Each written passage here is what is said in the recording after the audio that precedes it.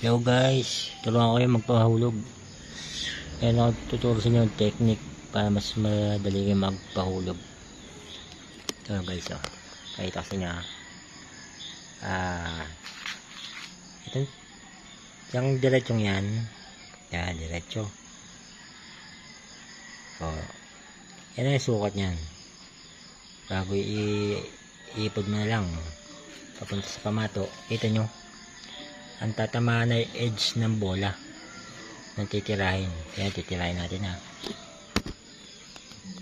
sa edge ng bola ang patamaan guys.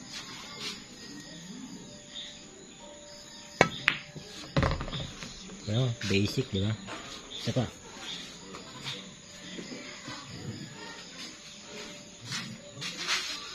Dito guys, oh.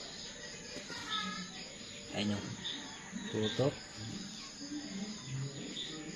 tapat sa pamato. Ayun guys, oh, edge ng bola.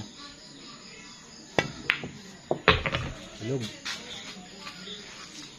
Ay, isang angulo yan guys. Ito, tulad nito. Uno.